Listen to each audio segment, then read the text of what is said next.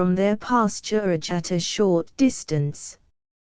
Speedily were they saddled, bridled, and mounted. The 3 lads were ready to be off.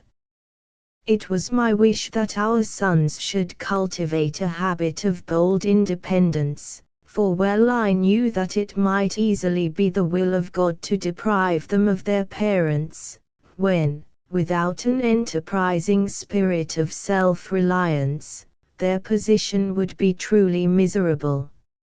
My gallant Fritz possessed this desirable quality in no small degree, and to him I committed the care of his young brothers, charging them to look up to and obey him as their leader. They were well armed, well mounted, had a couple of good dogs, and, with a hearty Godspeed and bless you, my boys, I let them depart. We, who remained behind, passed the day in a variety of useful occupations. The bear's meat, which was being cured in a smoking shed such as that we set up for the peccary hams, required a good deal of attention from my wife. Ernest had a fancy for making ornamental cups from the ostrich eggs, while I investigated the interior of the cave. I found the inner wall to consist of a kind of talc, mingled with threads of asbestos, and also indications of mica. Examining further, I detached a large block, and found to my joy that I could split it into clear transparent sheets, which would serve admirably for window panes. My wife saw this substitute for glass with unfeigned satisfaction, declaring that although she would not complain, yet the want of glass for windows had been a downright trouble to her. Chapter 13. Breaking in a refractory steed. As evening approached, the bear's paws, which were stewing for supper, sent forth savoury odours, and we sat talking round the fire while listening anxiously for sounds heralding the return of our young explorers. At last the tramp and beat of hoofs struck our ears. The little troop appeared, crossing the open ground before us at a sharp trot, and a shrill ringing cheer greeted us as we rose and went to meet them. They sprang from their saddles. The animals were set at liberty to refresh themselves, and the riders eagerly came to exhibit their acquisitions and give an account of themselves. Funny figures they cut. Franz and Jack had each a young kid slung on his back, so that the 4 legs, tied together, stuck out under their chins. Fritz's game bag looked remarkably queer. Round lumps, sharp points, and an occasional movement seemed to indicate a living creature or creatures within. "Hurrah for the chase, father!" cried Jack. "Nothing like real hunting after all. And just to see how Storm and Grumble go along over a grassy plain. It is perfectly splendid." We soon tired out the little antelopes, and were able to catch them. "Yes, father," said Franz, "and Fritz has 2 Angora rabbits in his bag, and we wanted to bring you some honey. Only think! Such a clever bird, a cuckoo showed us where it was." "My brothers forget the chief thing," said Fritz. "We have driven a little herd of antelopes right through the gap into our territory, and there they are, all ready for us to hunt when we like, or to catch and tame." "Well done," cried I, "here is indeed a list of achievements. But to your mother and me, the chief thing of all, is God's goodness in bringing you safe back to us. Now, let us hear the whole story, that we may have a definite idea of your performances." "We had a splendid ride," said Fritz, "down Glen Verdant, and away to the defile through our rocky barrier, and the morning was so cool and fresh that our steeds galloped along, nearly the whole way, at the top of their speed. When we had passed through the gap we moderated our furious pace and kept our eyes open on the lookout for game. We then trotted slowly to the top of a grassy hill, from whose summit we saw 2 herds of animals, whether antelopes, goats, or gazelles, we did not know, grazing by the side of the stream below us. We were about to gallop down and try to get a shot at them, when it struck me that it would be wiser to try and drive the whole herd through the gap into our own domain, where they would be shut up, as it were, in a park, free and yet within reach. Down the hill we rode as hard as we could go, formed in a semicircle behind the larger herd, magnificent antelopes, and, aided by the dogs, with shouts and cries drove them along the stream toward the gap. As we came near the opening they appeared inclined to halt and turn, like sheep about to be driven into the butcher's yard, and it was all we could do to prevent them from bolting past us. But, at length, one made a rush at the opening and, the rest following, they were soon all on the other side of the frontier, and inhabitants of New Switzerland. "Capital," I said, "capital, my boy. But I don't see what is to make them remain inhabitants of our domain, or to prevent them from returning through the gap whenever they feel inclined." "Stop, father," he replied, "you interrupt me too soon. We thought of that possibility too, and provided against it.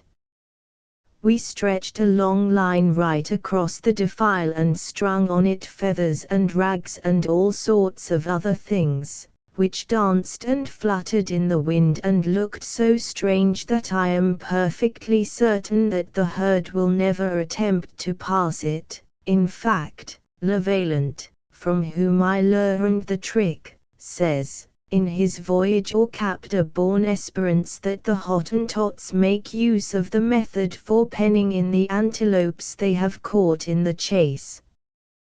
"Well done," said I am glad to see that you remember what you have read. The antelopes are welcome to New Switzerland, but, my boy, I added, I cannot say the same for the rabbits you have there. They increase so rapidly that if you establish a colony of the little wretches your next difficulty will be to get rid of them." "True," he replied, "but my idea was to place them upon Whale Island, where they would find abundant food, and at the same time in no way trouble us. May I not establish a warren there? It would be so useful. Do you know, my eagle caught these pretty little fellows for me. I saw a number of them running about and so unhooded him, and in a few minutes he brought me 3, one dead, with whose body I rewarded him, and these 2 here, unhurt." "Now, father," said Jack, interrupting him, "do listen to me and hear my story, or else Fritz will begin upon my adventures and tire you out with his rigmarole descriptions." "Certainly, Jack," I said, "I am quite ready to listen to you. First and foremost, how did you bring down those beautiful little animals you have there?" "Oh, we galloped them down." The dogs sniffed about in the grass while Fritz was away after the rabbits. Out popped those little fawns, and away they went bounding and skipping, at the rate of 30 miles an hour, with Storm, Grumble, and the dogs at their heels. In about a quarter of an hour we had left the dogs behind and were close upon our prey. Down went the little creatures in the grass, and, overcome with terror and fatigue, were at our mercy. So we shouted to Fritz, and, "My dear boy," said I, "according to your statement, Fritz must have been 7.5 miles off." "Oh, well, father, perhaps we did not ride for quite a quarter of an hour, and, of course, I can't say exactly how fast we were going, and then, you see, the fawns did not run in a straight line. At any rate Fritz heard us, and he and Franz and I leashed the legs of the pretty creatures, and then we mounted again, and presently saw a wretch of a cuckoo, who led us ever so far out of our course by cuckooing and making faces at us, and then hopping away. Franz declared it must be an enchanted princess, and so I thought I would rid it of its spell, but Fritz stopped me shooting it, and said it was a honey indicator and that it was leading us probably to a bee's bike. So we spared its life, and presently, sure enough, it stopped close by a bee's nest in a hollow mound. This was capital, we thought, and, as we were in a great hurry to taste the honey, I threw in a lot of lighted lucifer matches, but somehow it did not kill the bees at all, but only made them awfully angry, and they flew out in a body and stung me all over.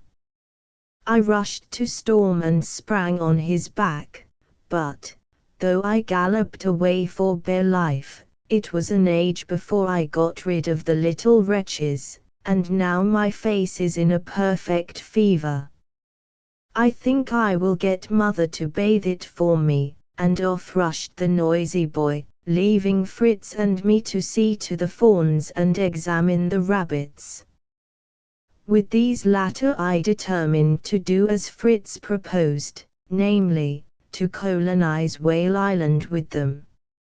I was all the more willing to do this because I had been considering the advisability of establishing on that island a fortress to which we might retreat in any extreme danger, and where we should be very thankful, in case of such a retreat, to possess means of obtaining a constant supply of animal food. Having ministered to the wants of the antelopes, I tried to interest the boys in my discovery of the block of talc, but just then their mother summoned us to dinner. The principal dish in this meal consisted of the bear's paws, most savory-smelling delicacies, so tempting that their close resemblance to human hands, and even the roguish fee-for-thumb from Jack, did not prevent a single member of the family from enjoying them most heartily. Supper over, we lit our watch fire, retired to our tent, and slept soundly. We had been working very diligently.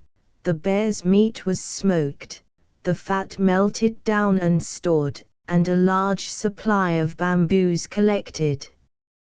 But I wished to make yet another excursion, and at early dawn I aroused the boys.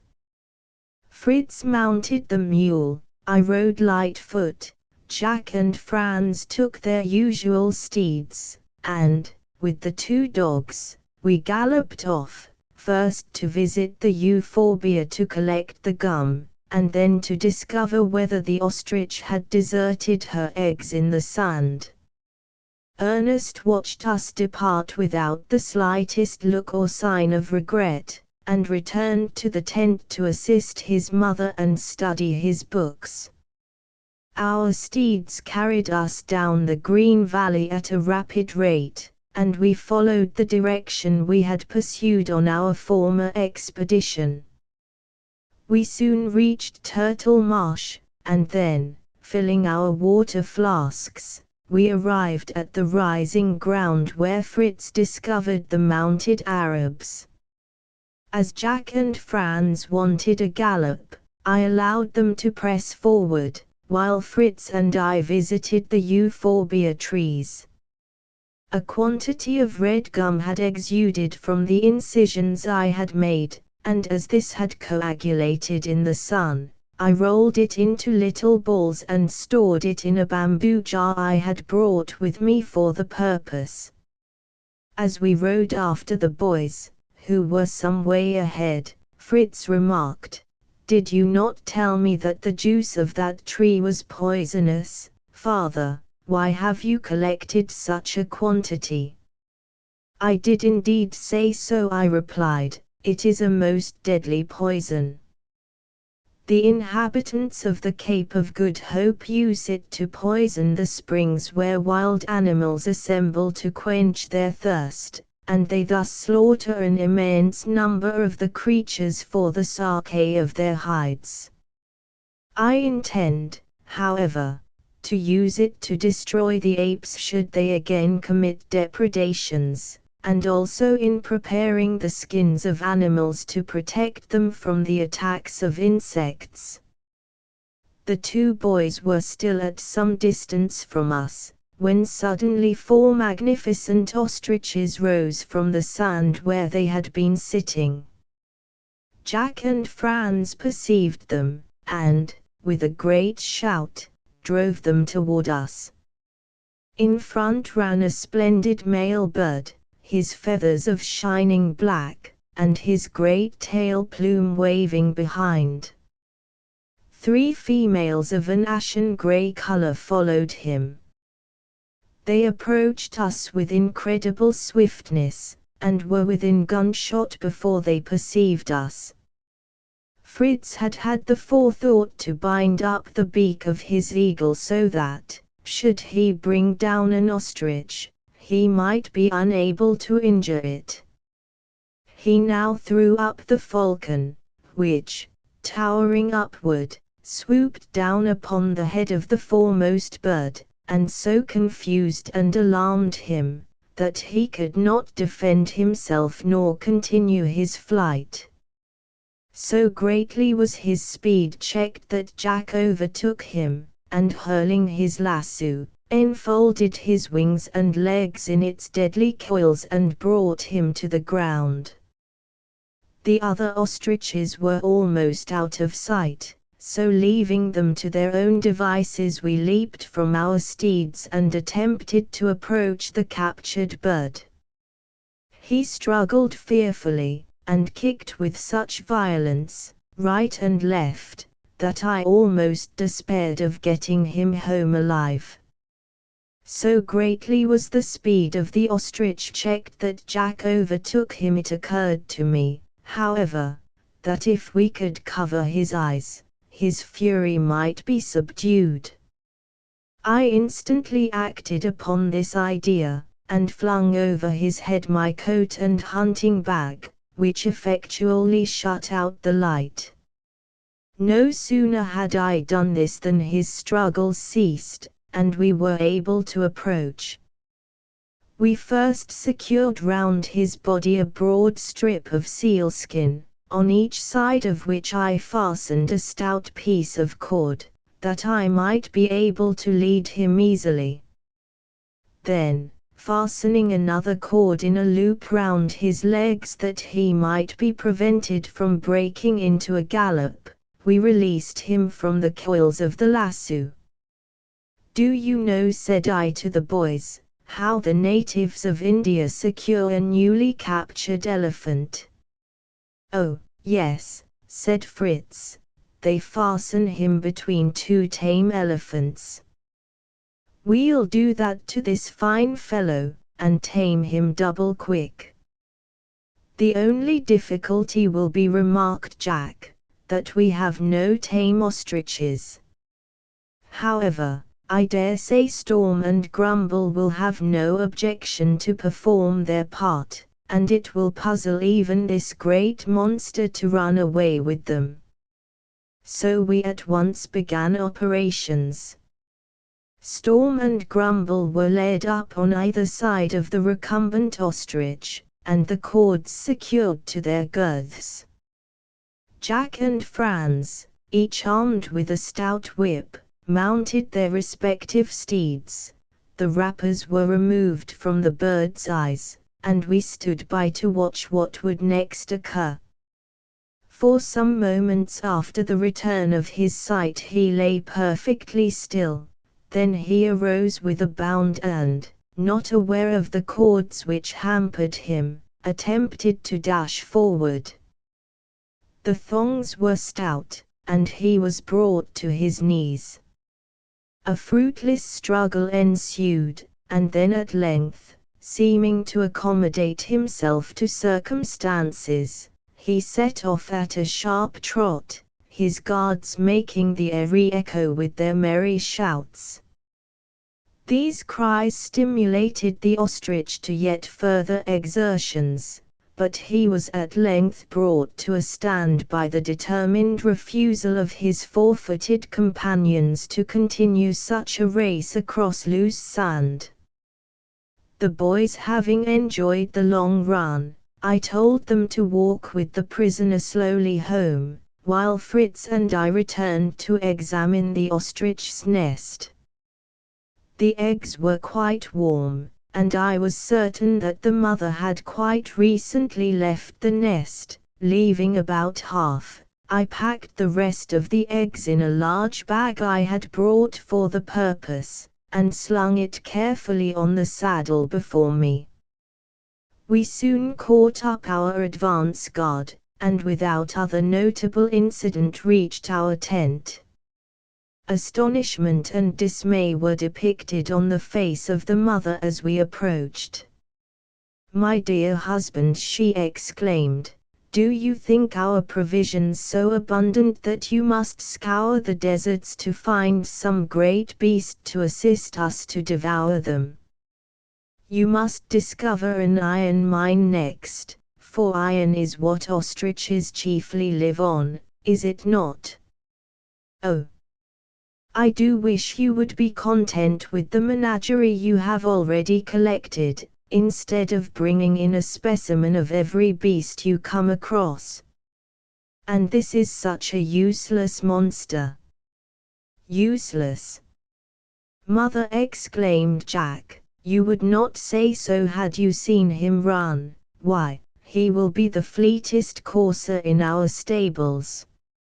I am going to make a saddle and bridle for him, and in future he shall be my only steed. Then as for his appetite, father declares it is most delicate. He only wants a little fruit and grass, and a few stones and tenpenny nails to help his digestion." The way in which Jack assumed the proprietorship of our new prize seemed to strike his brothers as rather cool, and there was instantly a cry raised on the subject. "Very well," said Jack, "let us each take possession of the part of the ostrich we captured. Your bird, Fritz, seized the head. Keep that. Father shall have the body, I'll have the legs, and Franz a couple of feathers from the tail."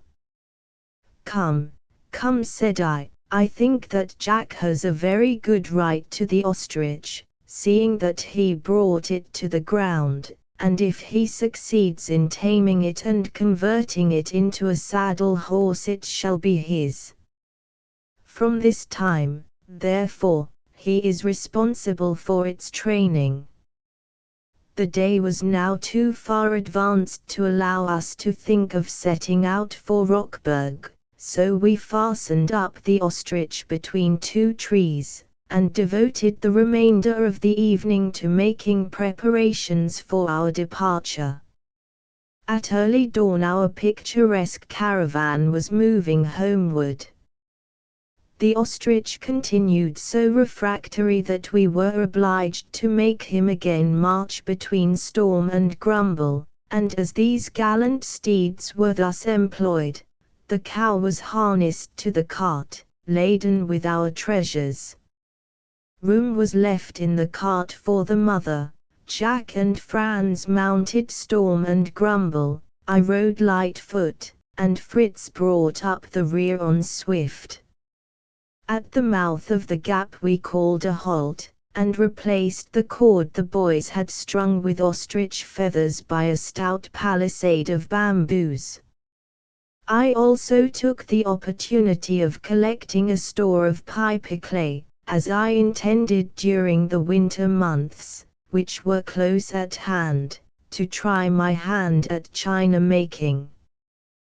When we reached the sugar-cane grove, we again stopped to collect the peccary hams we had left to be smoked, and my wife begged me to gather some seeds of an aromatic plant which grew in the neighborhood, and which had the scent of vanilla. I obtained a good supply, and we moved forward toward Woodlands, where we intended to rest for the night, after our long and fatiguing march. Our tent was pitched, and on our beds of cotton we slept soundly.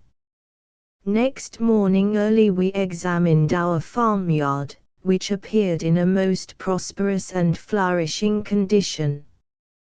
The sight of all these domestic animals made us long even more than ever for our home at Rockburg, and we determined to hasten thither with all possible speed. The number of our pigs, goats and poultry had greatly increased since we had last visited our colony, and some of these, 2 fine broods of chickens especially, my wife wished to take back with her. We found that the herd of antelopes, which Fritz and Jack had driven through the gap, had taken up their abode in the neighborhood, and several times we saw the beautiful animals browsing among the trees. While at the farm, we repaired both the animals' stalls and our dwelling room, that the former might be more secure against the attacks of wild beasts, and the latter fitted for our accommodation when we should visit the spot. Everything at length being satisfactorily arranged, we again retired to rest, and early next morning completed our journey to Rockburg. By midday we were once more settled at home. Windows and doors were thrown open to admit fresh air, the animals established in their stalls, and the cart's miscellaneous cargo discharged and arranged. As much time as I could spare, I devoted to the ostrich, whom we fastened, for the present, between 2 bamboo posts in front of our dwelling. I then turned my attention to the eggs we had brought, and which I determined to hatch, if possible, by artificial heat. For this purpose I arranged a stove, which I maintained at a uniform temperature, and on it I placed the eggs, carefully wrapped in cotton wool. Next morning Fritz and I went off in the boat, first to Whale Island, there to establish our colonists, the Angora rabbits, and then to Shark Island, where we placed the dainty little antelopes. Having made them happy with their liberty and abundance of food, we returned as quickly as possible to cure the bearskins, and add the provisions we had brought to the stores lying in our cellar. As we returned, we caught up Jack, making his way in great glee toward Rockburg. He was carrying in a basket an immense eel, which he and Ernest had secured. Ernest had set, on the previous night, a couple of lines. One had been dragged away, but on the other they found this splendid fellow. It proved delicious. Half was prepared for dinner, and the other half salted and stowed away. We now, for a short time, again turned our attention to our duties about the house. Thinking that the veranda would be greatly improved by some creepers, I sowed, round the foot of each bamboo pillar, vanilla and pepper seed, as well as that of other creeping plants, which would not only give the house a pleasanter aspect, but also afford us shade during the summer months. I constructed a couple of hen coops, too, for the hens and their little chicks which we had brought from woodlands, for I knew that if I left them unprotected, the inquisitive dispositions of Nips and Fangs might induce them to make anatomical experiments which would be detrimental to the welfare of the youngsters. Ernest's rat skins were voted a nuisance within doors, and were tied together and hung up outside. So powerful was the odor they emitted, that even then Jack would pretend to faint every time he passed near them. The museum received its additions. The condor and vulture were placed there, to be stuffed when we should find time during the rainy season. The mica and asbestos, too, were brought in for the present, not to lie there idle, but to wait until I could use them as I intended, for china and lamp wicks. Having occupied 2 days in this way, we turned our attention to other duties, the cultivation of a wheat, barley, and maize field, the management of the ostrich segs, and the taming of the captives. As agriculture was, though the least to our taste, the most important of these several duties, we set about it first. The animals drew the plough, but the digging and hoeing taxed our powers of endurance to the utmost. We worked 2 hours in the morning and 2 in the evening. Fully did we realize the words of Scripture, "In the sweat of thy face shalt thou eat bread." In the interval we devoted our attention to the ostrich. But our efforts on behalf of his education seemed all in vain. He appeared as untamable as ever. I determined, therefore, to adopt the plan which had subdued the refractory eagle. The effect of the tobacco fumes almost alarmed me. The ostrich sank to the ground and lay motionless.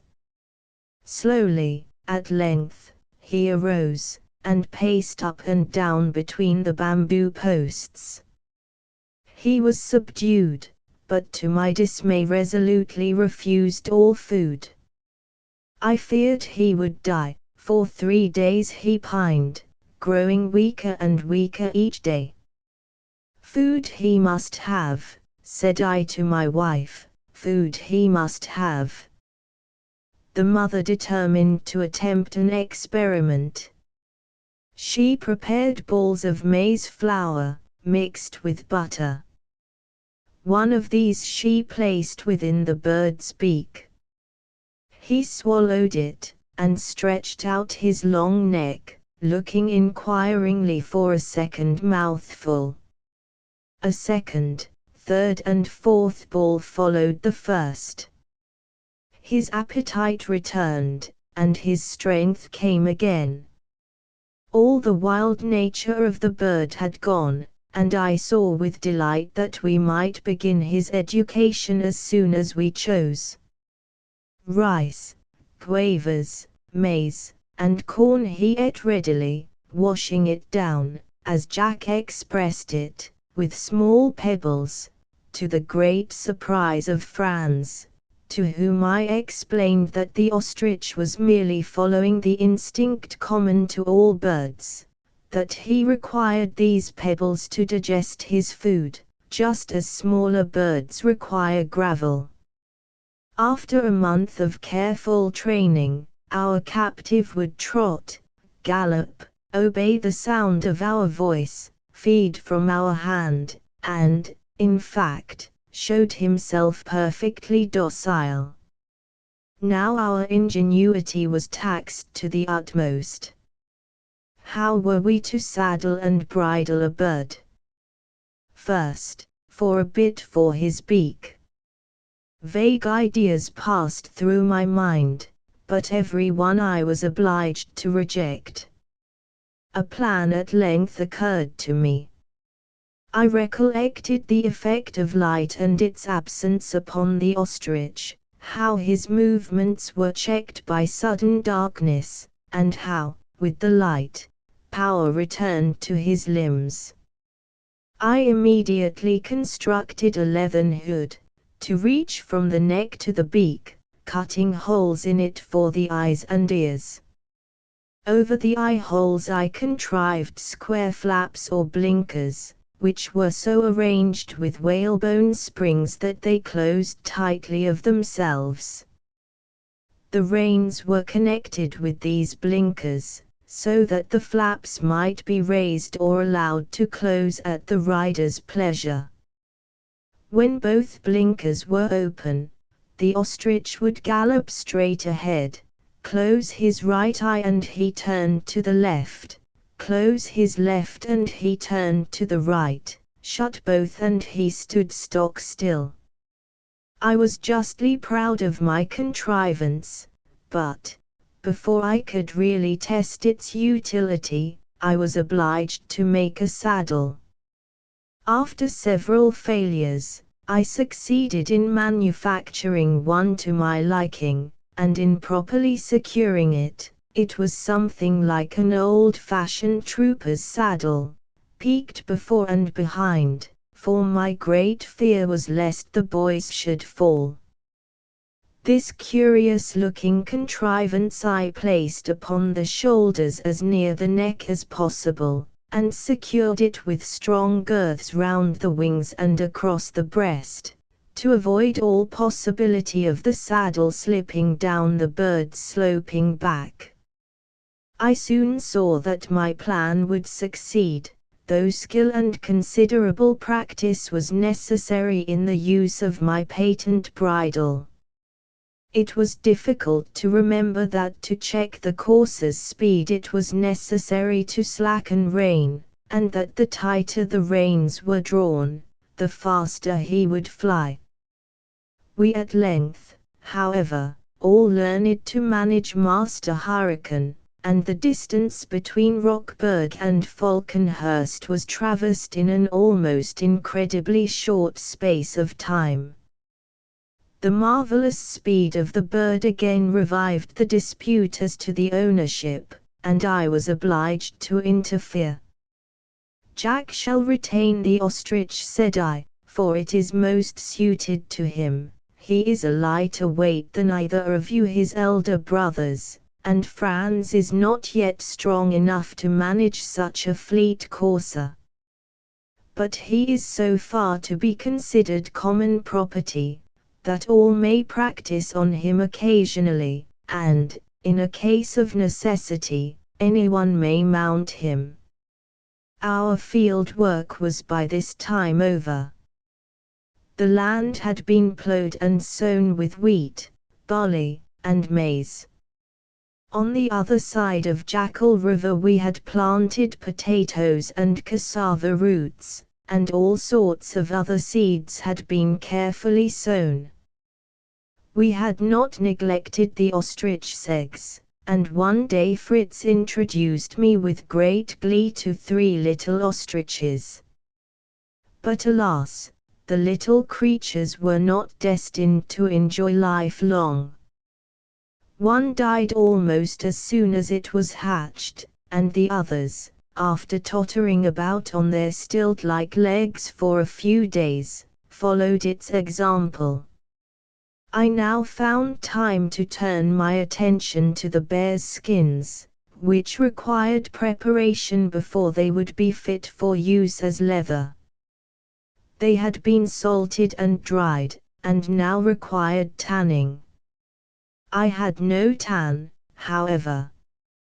This was unfortunate, but not to be deterred from my purpose, I determined to use a mixture of honey and water in its place. The experiment proved successful. When the skins were dried they remained flexible and free from smell, while the fur was soft and glossy. This was not the only result of the experiment, for the honey water which I boiled appeared so clear and tempting, that it struck me that I might prepare from it an excellent drink. I put by some of the liquid before making use of it as tan, and reboiled it with nutmeg and cinnamon. The preparation, which much resembled English mead, was pronounced delicious, and the mother begged me to brew a large supply. As our cellar was now well stocked with provisions for the winter, and our other preparations were completed, I was able to turn my attention to details of lesser importance. The boys had been clamoring for hats, and as my success in so many trades had surprised me, I agreed to turn hatter for the nonce. With the rat skins and a solution of India rubber, I produced a kind of felt, which I dyed a brilliant red with cochineal, and stretching this on a wooden block I had prepared, I passed over it a hot iron, to smooth the nap, and by next morning had the satisfaction of presenting to my wife a neat little red Swiss cap, to be lined and finished by her for one of the boys.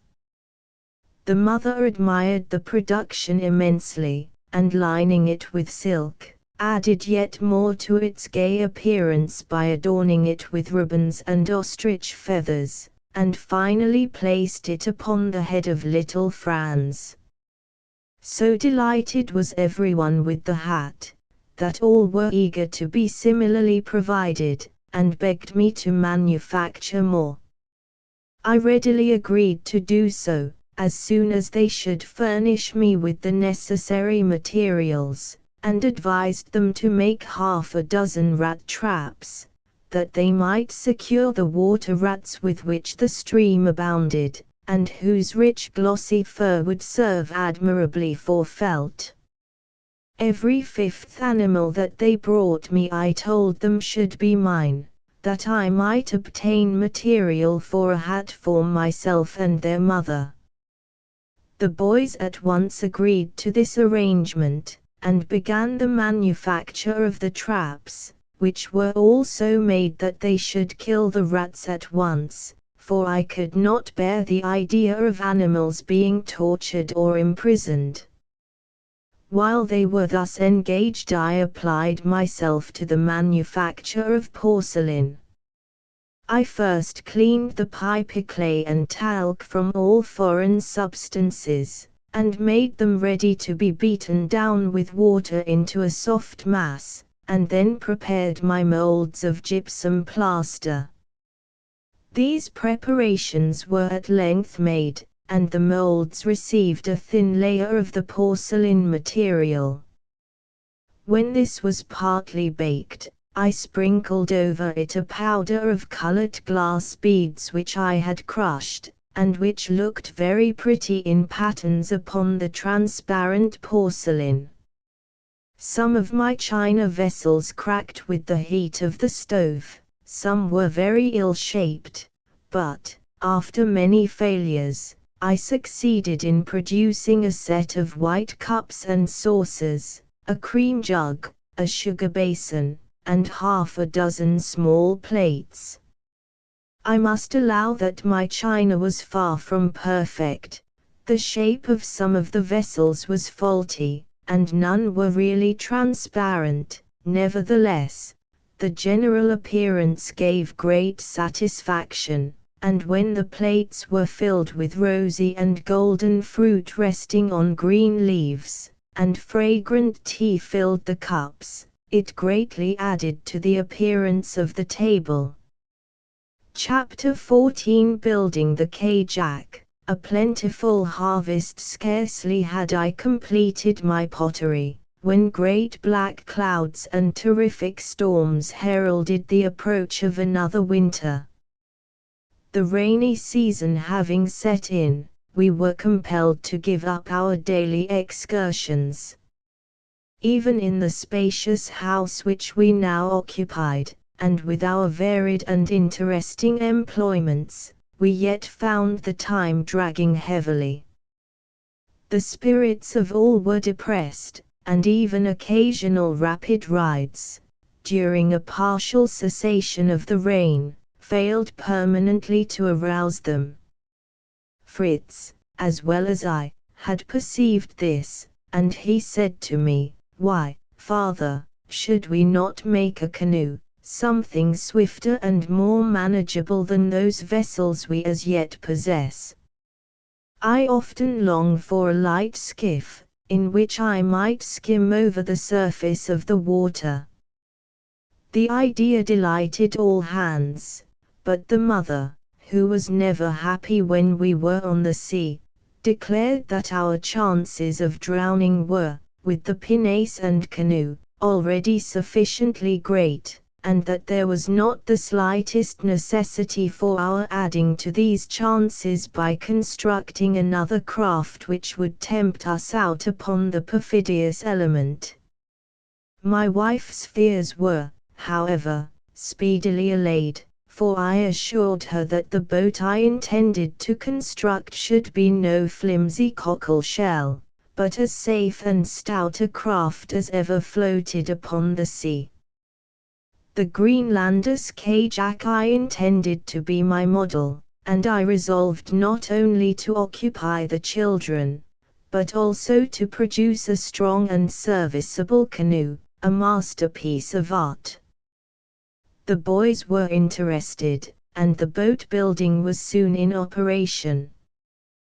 We constructed the skeleton of whalebone, using split bamboo canes to strengthen the sides and also to form the deck, which extended the whole length of the boat, leaving merely a square hole in which the occupant of the canoe might sit. The work engrossed our attention almost entirely, and by the time it was complete the rain had passed away and the glorious sun again shone brightly forth. Our front door was just wide enough to admit of the egress of our boat, and we completed her construction in the open air. We quickly cased the sides and deck with sealskin, making all the seams thoroughly watertight with caoutchouc. The Kajak was indeed a curious-looking craft, yet so light that she might be lifted easily with one hand, and when at length we launched her she bounded upon the water like an india-rubber ball. Fritz was unanimously voted her rightful owner, but before his mother would hear of his entering the frail-looking skiff she declared that she must contrive a swimming dress, that should his boat receive a puncture from a sharp rock or the dorsal fin of a fish and collapse, he might yet have a chance of saving his life. Though I did not consider the Kajak quite the soap bubble the mother imagined it, I yet willingly agreed to assist her in the construction of the dress. The garment we produced was most curious in appearance, and I must own that I doubted its efficiency. It was like a double waistcoat, made of linen prepared with a solution of india rubber, the seams being likewise coated with caoutchouc, and the whole rendered perfectly airtight. We so arranged it that one little hole was left, by means of which air could be forced into the space between the outer covering and the lining, and the dress inflated. Meanwhile I perceived with pleasure the rapid vegetation the climate was producing. The seeds we had scattered had germinated, and were now promising magnificent crops. The veranda, too, was looking pleasant with its gay and sweet-scented creepers, which were already aspiring to the summit of the pillars. The air was full of birds, the earth seemed teeming with life. The dress was at length completed, and Fritz one fine afternoon offered publicly to prove it. We all assembled on the beach. The boy gravely donned and inflated the garment, and, amid roars of laughter from his brothers, entered the water. Quickly and easily he paddled himself across the bay towards Shark Island, whither we followed in one of our boats. The experiment was most successful, and Ernest, Jack, and Franz, in spite of their laughter at their brother's garment, begged their mother to make for each of them a similar dress. While on the island we paid a visit to the colonists whom we had established there the previous autumn.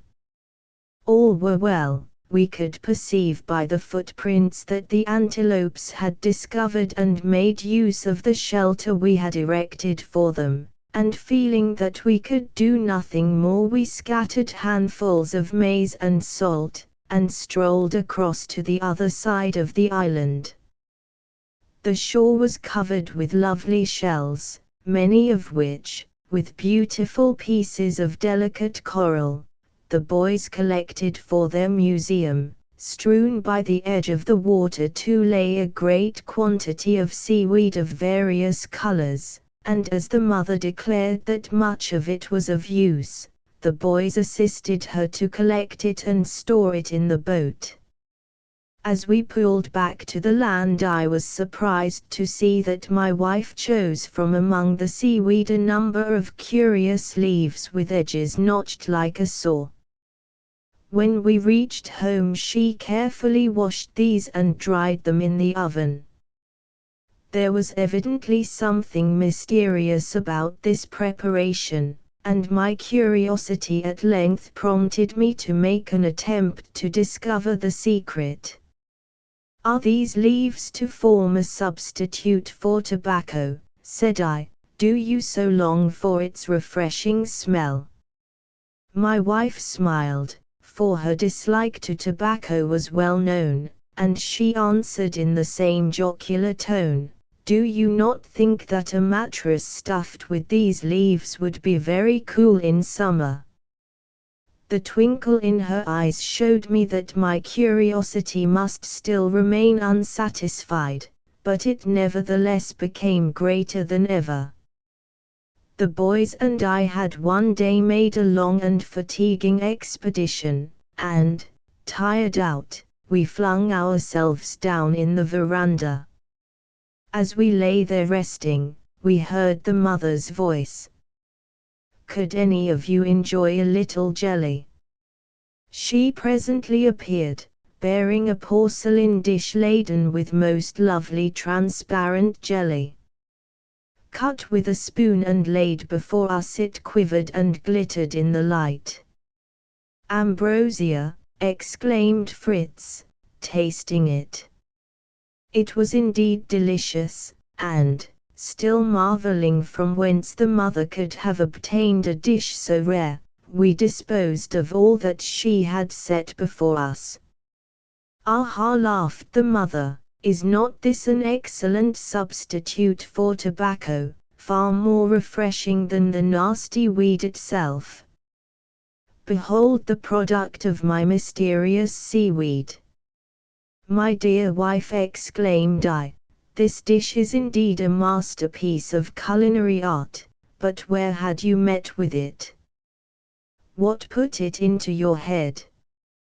"While staying with my Dutch friends at the Cape," replied she. "I often saw it, and at once recognized the leaves on Shark Island." Once knowing the secret, the preparation of the dish is extremely simple. The leaves are soaked in water, fresh every day, for a week, and then boiled for a few hours with orange juice, citron, and sugar. We were all delighted with the delicacy, and thanked the mother for it most heartily, the boys declaring that they must at once go off again to the island to collect as many of the leaves as they could find. I agreed to accompany them, for I wished to examine the plantations we had made there. All were flourishing. The palms and mangroves had shot up in a most marvelous manner, and many of the seeds which I had cast at random among the cliffs in the rocks had germinated, and promised to clothe the nakedness of the frowning boulders. Away up among the rocks, too, we discovered a bright sparkling spring of delicious water, at which, from the footprints around, we saw that the antelopes must have refreshed themselves. Finding everything so satisfactory, we were naturally anxious to discover how our colony and plantations on Whale Island had fared. It was evident at a glance that the rabbits had increased. The young and tender shoots of the trees bore the marks of many greedy, mischievous little teeth. The cocoa-nut palms alone had they spared. Such depredations as these could not be allowed, and with the help of the boys I erected round each stem a hedge of prickly thorn, and then prepared again to embark. Before we did so, however, I noticed that some of the seaweed had also been gnawed by the rabbits, and wondering what it could have been to tempt them, I collected some of it to examine more fully at home. The skeleton of the whale, too, attracted our attention, for, picked clean by the birds and bleached by the sun and rain, the bones had been purified to a most perfect whiteness.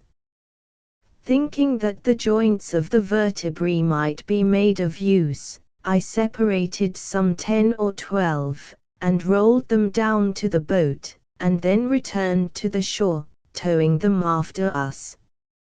A scheme now occupied my mind for the construction of a crushing machine, which would prove of the greatest service to us.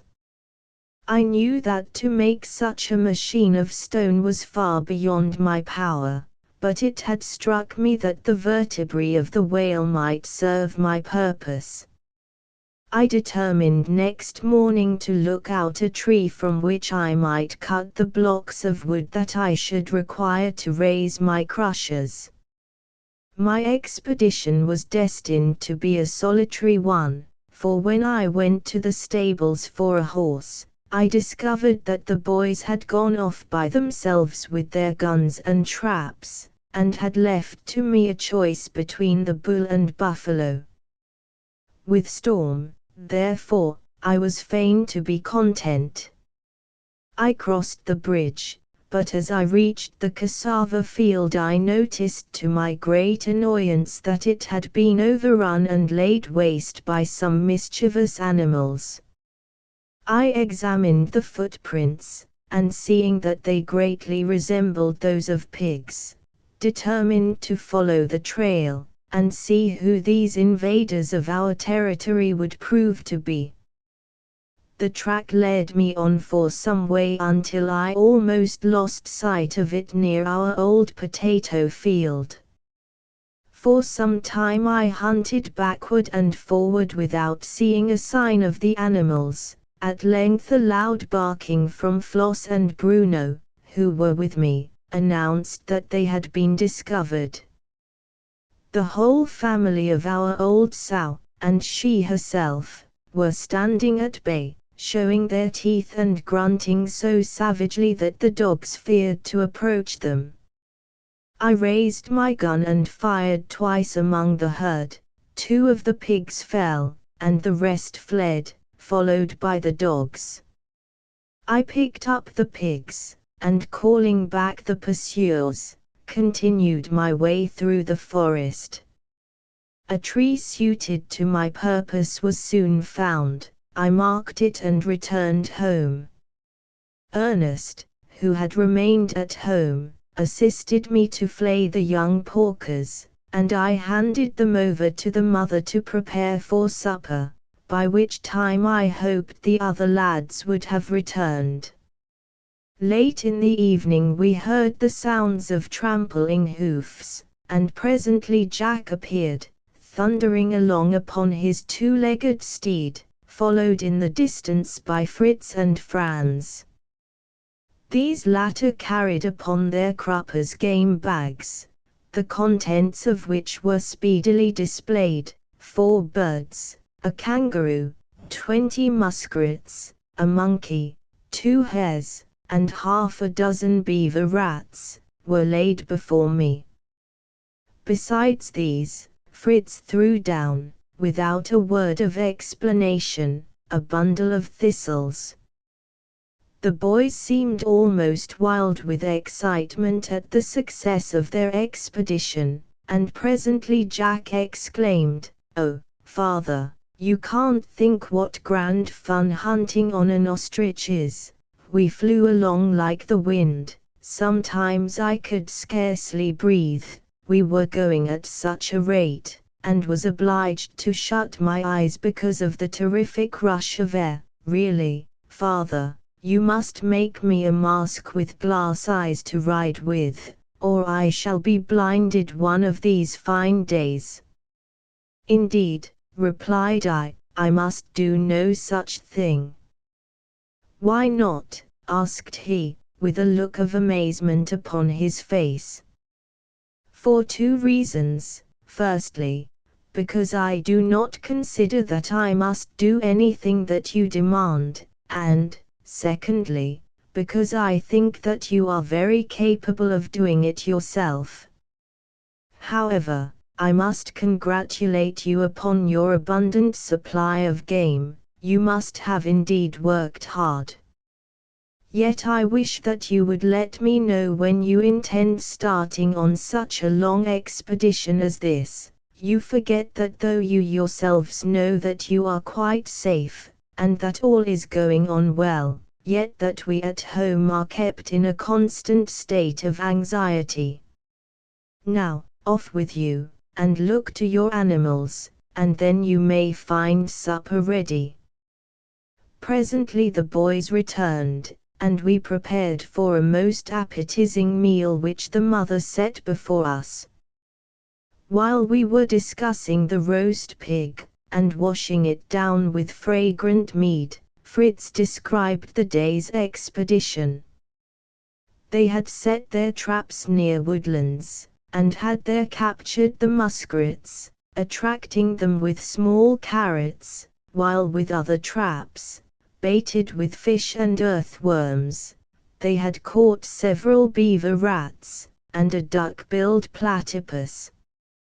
Hunting and fishing had occupied the rest of the day, and it was with immense pride that Jack displayed the kangaroo which he had run down with his swift courser. Contributions to the garden had not been forgotten, and Fritz handed over to his mother several cuttings from cinnamon and sweet apple trees.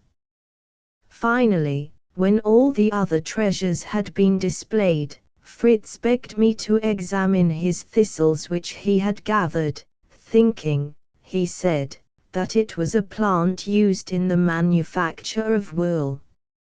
He was perfectly right, for I recognized it at once as the fuller's teasel, a plant whose sharp little thorns, which cover the stem and leaves, are used to raise the nap of cloth. We resolved to be up betimes the following morning, that we might attend to the preparation of the booty, and as I now noticed that the boys were all becoming extremely drowsy, I closed the day with evening devotions. The number of the creatures we killed rendered the removal of their skins a matter of no little time and trouble. It was not an agreeable task at any time, and when I saw the array of animals the boys had brought me to flay, I determined to construct a machine which would considerably lessen the labor. Among the ship's stores, in the surgeon's chest, I discovered a large syringe. This, with a few alterations, would serve my purpose admirably. Within the tube I first fitted a couple of valves, and then, perforating the stopper, I had in my possession a powerful air pump. The boys stared at me in blank amazement when, armed with this instrument, I took up the kangaroo, and declared myself ready to commence operations. "Skin a kangaroo with a squirt," said they, and a roar of laughter followed the remark. I made no reply to the jests which followed, but silently hung the kangaroo by its hind legs to the branch of a tree. I then made a small incision in the skin, and inserting the mouth of the syringe forced air with all my might between the skin and the body of the animal. By degrees the hide of the kangaroo distended, altering the shape of the creature entirely. Still I worked on, forcing in yet more air until it had become a mere shapeless mass, and I soon found that the skin was almost entirely separated from the carcass.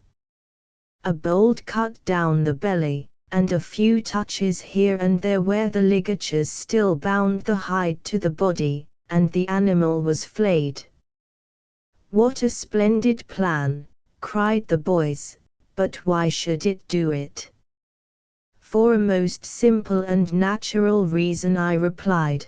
"Do you not know that the skin of an animal is attached to its flesh merely by slender and delicate fibers, and that between these exist thousands of little bladders or air chambers?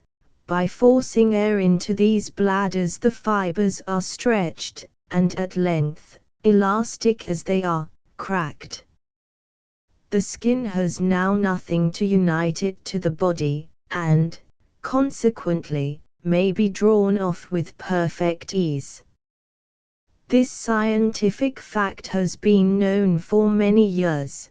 The Greenlanders make constant use of it. When they have killed a seal or walrus, they distend the skin that they may tow the animal more easily ashore, and then remove its hide at a moment's notice. The remaining animals were subjected to the same treatment, and, to my great joy, in a couple of days the skins were all off, and being prepared for use. I now summoned the boys to assist me in procuring blocks of wood for my crushing machine, and the following day we set forth with saws, ropes, axes, and other tools. We soon reached the tree I had selected for my purpose, and I began by sending Fritz and Jack up into the tree with axes to cut off the larger of the high branches that, when the tree fell, it might not injure its neighbors. They then descended, and Fritz and I attacked the stem. As the easiest and most speedy method we used a saw, such a one as is employed by sawyers in a saw pit, and Fritz taking one end and I the other. The tree was soon cut half through. We then adjusted ropes that we might guide its fall, and again began to cut. It was laborious work, but when I considered that the cut was sufficiently deep we took the ropes and pulled with our united strength. The trunk cracked, swayed, tottered, and fell with a crash. The boughs were speedily lopped off, and the trunk sawed into blocks 4 feet long. To cut down and divide this tree had taken us a couple of days, and on the third we carted home 4 large and 2 small blocks, and with the vertebrae joints of the whale I, in a very short time, completed my machine. While engaged on this undertaking I had paid little attention to our fields of grain, and, accordingly, great was my surprise when one evening the fowls returned, showing most evident indifference to their evening meal, and with their crops perfectly full. It suddenly struck me that these birds had come from the direction of our cornfield. I hurried off to see what damage they had done, and then found to my great joy that the grain was perfectly ripe. The amount of work before us startled my wife. This unexpected harvest, which added reaping and threshing to the fishing, salting, and pickling already on hand, quite troubled her. "Only think," said she, "of my beloved potatoes and manioc roots. What is to become of them, I should like to know. It is time to take them up, and how to manage it, with all this press of work, I can't see." "Don't be downhearted, wife," said I, "there is no immediate hurry about the manioc, and digging potatoes in this fine, light soil is easy work compared to what it is in Switzerland, while as to planting more, that will not be necessary if we leave the younger plants in the ground. The harvest we must conduct after the Italian fashion, which, although anything but economical, will save time and trouble, and as we are to have 2 crops in the year, we need not be too particular." Without further delay, I commenced leveling a large space of firm, clayey ground to act as a threshing floor. It was well sprinkled with water, rolled, beaten, and stamped. As the sun dried the moisture it was watered anew, and the treatment continued until it became as flat, hard, and smooth as threshing floor need be. Our largest wicker basket was then slung between Storm and Grumble. We armed ourselves with reaping hooks, and went forth to gather in the corn in the simplest and most expeditious manner imaginable. I told my reapers not to concern themselves about the length of the straw, but to grasp the corn where it was convenient to them, without stooping. Each was to wind a stalk around his own handful, and throw it into the basket. In this way great labor was saved. The plan pleased the boys immensely, and in a short time the basket had been filled many times, and the field displayed a quantity of tall, headless stubble, which perfectly horrified the mother. So extravagant and untidy did she consider our work. "This is dreadful," cried she, "you have left numbers of ears growing on short stalks, and look at that splendid straw completely wasted. I don't approve of your Italian fashion at all. It is not a bad plan, I can assure you, wife. And the Italians do not waste the straw by not cutting it with the grain. Having more arable than pasture land, they use this high stubble for their cattle, letting them feed in it, and eat what grain is left. Afterward, allowing the grass to grow up among it, they mow all together for winter fodder. And now for threshing, also in Italian fashion. We shall find it spare our arms and backs as much in that as in reaping." The little sheaves were laid in a large circle on the floor. The boys mounted Storm, Grumble, Lightfoot, and Hurry, starting off at a brisk trot, with many a merry jest, and round they went, trampling and stamping out the grain, while dust and chaff flew in clouds about them. My wife and I were incessantly occupied with hay forks, by means of which we shook up and moved the sheaves over which the threshers rode, so as to throw them in the track. From time to time the animals took mouthfuls of the tempting food they were beating out. We thought they well deserved it, and called to mind the command given to the Jews, "Thou shalt not muzzle the ox that treadeth out the corn." After threshing, we proceeded to winnowing, by simply throwing the threshed corn with shovels high in the air when the land or sea breeze blew strong. The chaff and refuse was carried away by the wind and the grain fell to the ground. During these operations our poultry paid the threshing floor many visits, testifying a lively interest in the success of our labors, and gobbling up the grain at such a rate that my wife was obliged to keep them at a reasonable distance, but I would not have them altogether stinted in the midst of our plenty. I said, let them enjoy themselves. What we lose in grain, we gain in flesh. I anticipate delicious chicken pie, roast goose, and boiled turkey. When our harvest stores were housed, we found that we had reaped 60, 80, even 100-fold what had been sown. Our garner was truly filled with all manner of store.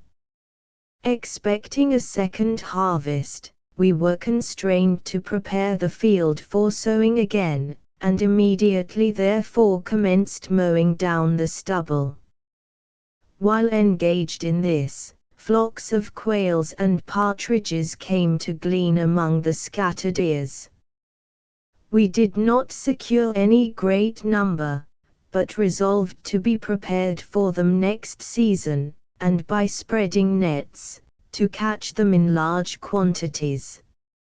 My wife was satisfied when she saw the straw carried home and stacked. Our crop of maize, which of course had not been threshed like the other corn, afforded soft leaves which were used for stuffing mattresses, while the stalks, when burnt, left ashes so rich in alkali as to be especially useful.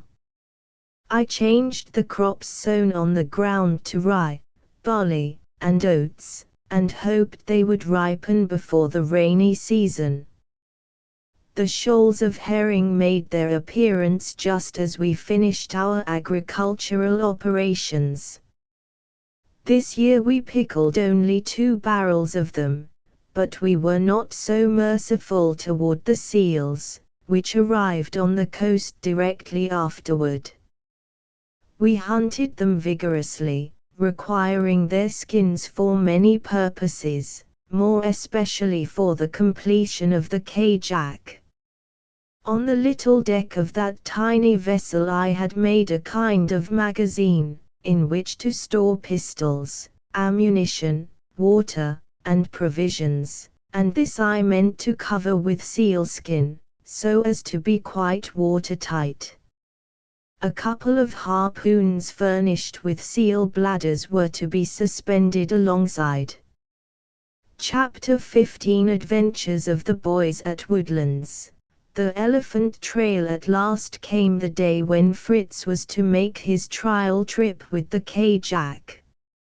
Completely equipped in swimming costume, trousers, jacket, and cap, it was most ludicrous to see him cower down in the canoe and puff and blow till he began to swell like the frog in the fable. All trace of his original figure was speedily lost, and shouts of laughter greeted his comical appearance. Even his mother could not resist a smile, although the dress was her invention. I got the other boat out, that my wife might see we were ready to go to his assistance the moment it became necessary. The kajak was launched from a convenient shelving point, and floated lightly on the sea-green ocean mirror. Fritz with his paddles then began to practice all manner of evolutions, darting along with arrowy swiftness, wheeling to the right, then to the left, and at last, flinging himself quite on his side, while his mother uttered a shriek of terror. He showed that the tiny craft would neither capsize nor sink. Then, recovering his balance, he sped securely on his further way. Encouraged by our shouts of approbation, he now boldly ventured into the strong current of Jackal River, and was rapidly carried out to sea. This being more than I had bargained for, I lost no time in giving chase in the boat, with Ernest and Jack, my wife urging us to greater speed, and declaring that some accident could not fail to happen to that horrid soap bubble. We soon arrived outside the bay, at the rocks where formerly lay the wreck, and gazed in all directions for signs of the runaway. After a time we saw, at a considerable distance, a faint puff of smoke, followed by the crack of a pistol. Upon this we fired a signal shot, which was presently answered by another, and, steering in the direction of the sound, we soon heard the boys' cheery halloo. The K-Jack darted from behind a point of land, and we quickly joined company. "Come to this rocky beach," cried Fritz, "I have something to show you." With blank amazement we beheld a fine, well-grown young walrus, harpooned and quite dead.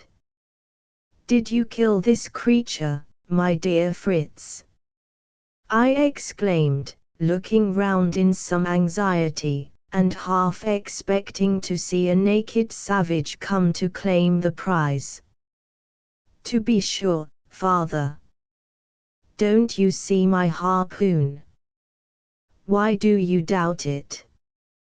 "Well, I scarcely know," replied I, laughing, "but success so speedy, so unexpected, and so appropriate to an amateur Greenlander, took me by surprise.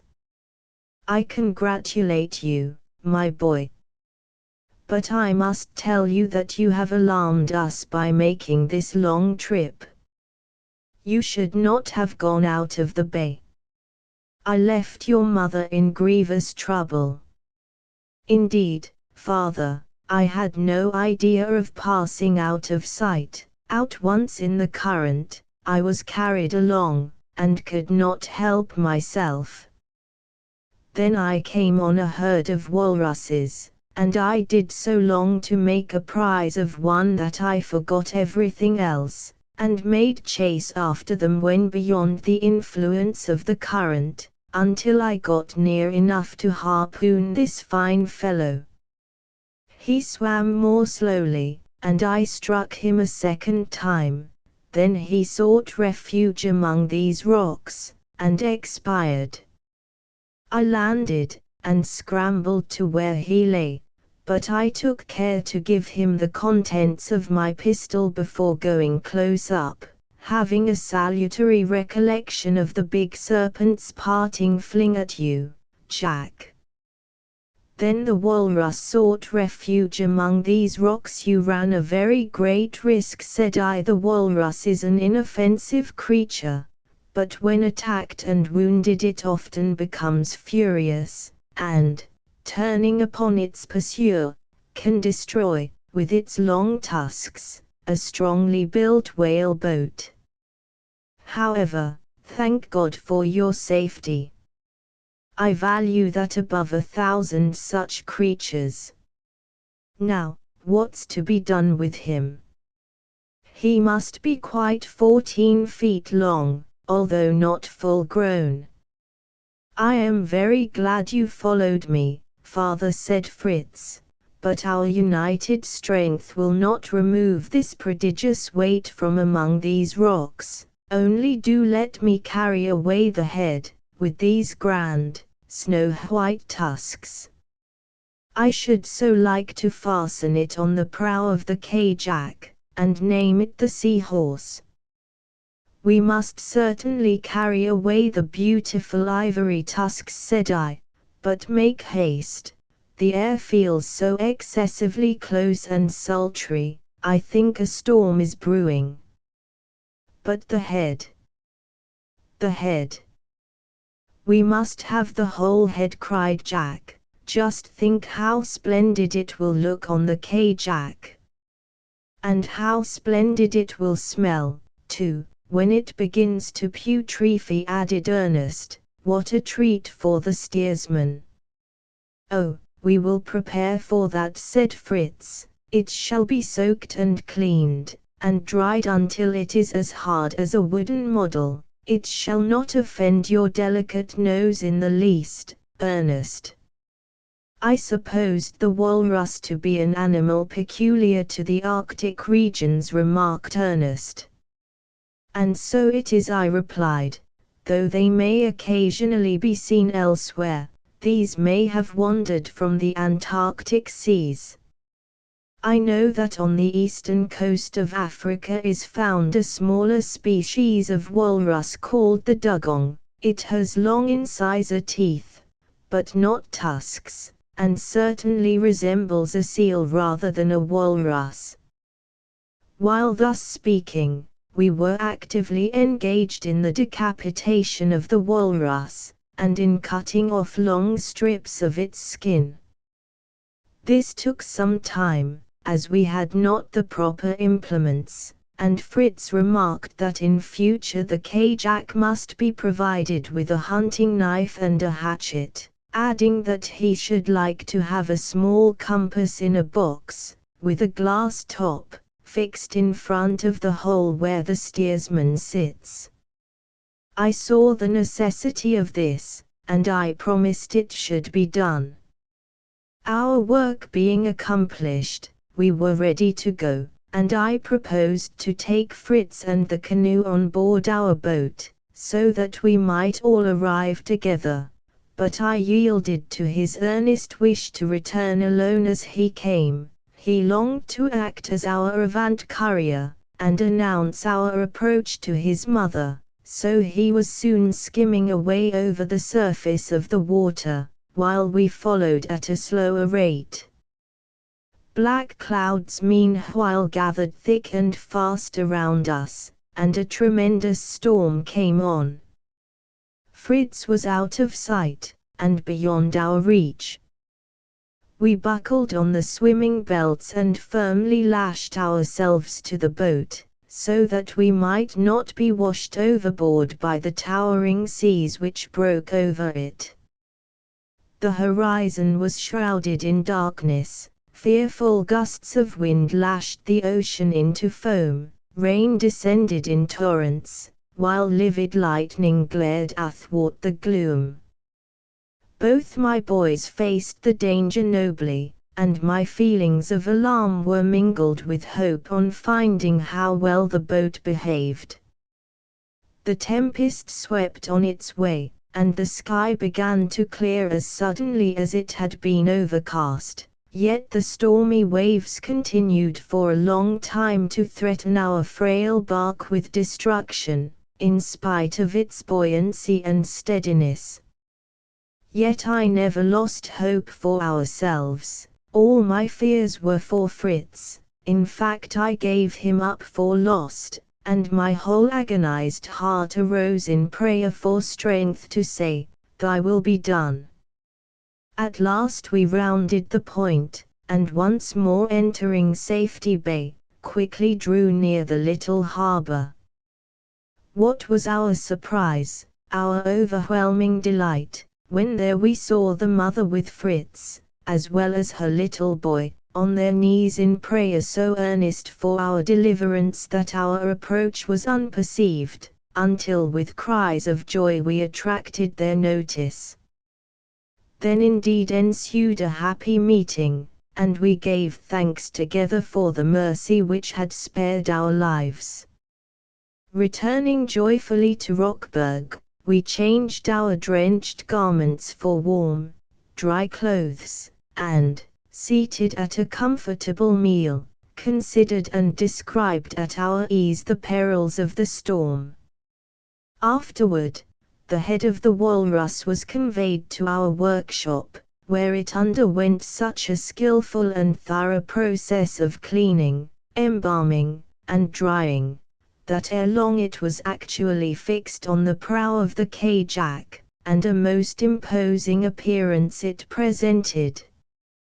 The strips of hide, when well tanned and prepared, made valuable leather. Much damage had been done by the late storm. The heavy rain had flooded all the streams, and injured crops which should have been housed before the regular rainy season. The bridge over Jackal River was partly broken down, and the water tanks and pipes all needed repair, so our time was much occupied in restoring things to order. On going to work one day, near the cascade, we found a great number of dark red berries scattered on the ground.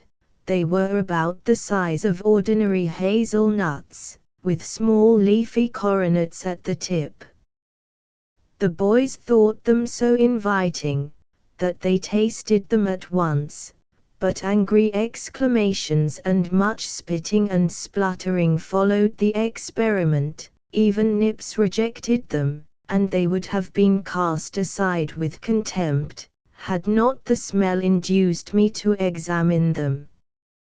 I decided that this was the fruit of the clove. Some plants were immediately set in the nursery garden, and my wife was pleased to have this excellent spice wherewith to flavor her boiled rice and other dishes, in lieu of pepper, a very welcome variety to everyone. Having a good supply of clay, brought from the bed near Falconhurst, I proposed to use it for making aqueducts, and, observing how much the recent rain had promoted the growth of our young corn, I determined to irrigate the fields with the drainage from our crushing mill. The fishing season was again successful. Large takes of salmon, sturgeon, and herring rewarded our annual exertions, and our storeroom again assumed a well-stocked appearance. Much as I wished that we could obtain a constant supply of these fish fresh, I was obliged to reject the naive proposal from Jack, that we should tether a shoal of salmon by the gills to the bottom of the bay as we had secured the turtles. Many quiet uneventful days passed by, and I perceived that the boys, wearied by the routine of farm work at Rockburg, were longing for a cruise in the yacht or an expedition into the woods, which would refresh both mind and body. "Father," said Fritz at length, "we want a quantity of hurdles, and have scarcely any more bamboos of which to make them. Had we not better get a supply from Woodlands? And you said, too, the other day, that you wished you had some more of the fine clay. We might visit the Gap at the same time." I had really no objection to propose, and it was shortly afterwards settled that Fritz, Jack and Franz should start together, and that Ernest, who had no great desire to accompany brothers, should